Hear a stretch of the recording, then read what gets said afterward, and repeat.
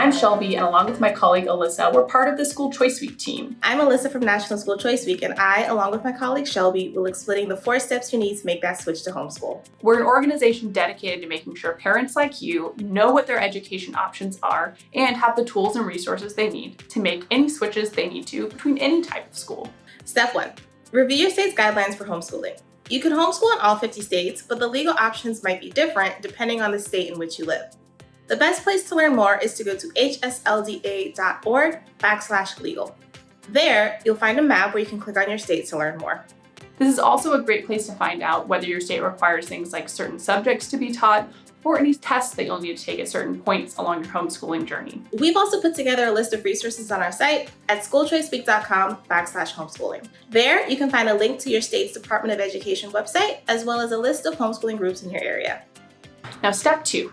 If your child's currently enrolled in a public or private school, most states will require that you need to disenroll your student from that school district. We'll link to a couple sample letters of withdrawal in the comments below. This isn't something you have to do in every state, but it is true in the majority of them. So do your research, find out if you need to submit a notice of intent to withdraw to your state or to your school district to make sure that you're on the right track. This is just letting your school district know that you officially intend to withdraw your student and you have a game plan in place to homeschool them. You can find out if your state requires this kind of notification at hslda.org/legal. Step 3. Once you've made it official that you will be homeschooling your student, it's time to think more deeply about what your day-to-day homeschool life is going to look like.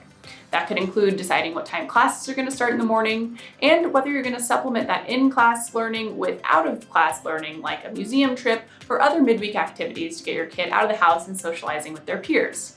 Also, do you think you'll collaborate with other homeschoolers in your area? You may want to look at a co-op or a pod of some kind that you could use in order to pool resources with other homeschooling families near you. There's a huge diversity of resources and curricula out there for you, and you don't have to reinvent the wheel unless that's what you want to do. Finally, step 4.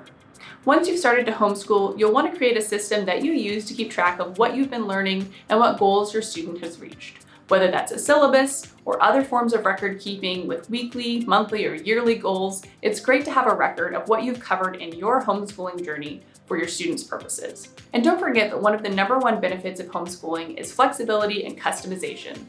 So if something isn't working or you see a new opportunity, don't be afraid to think outside the box. So to quickly recap, step 1 is finding out about homeschooling laws that govern your state. Step 2 is submitting a notice of intent to homeschool or letter of withdrawal as required. Step 3 is developing a learning plan that fits your family and your student. And step 4 is making sure that you've got records of everything you've succeeded in teaching at home. If you like this video, hit the like button, subscribe to our channel, and share this video with a family that might be considering homeschooling. Okay, go be great. We'll see you in our next video.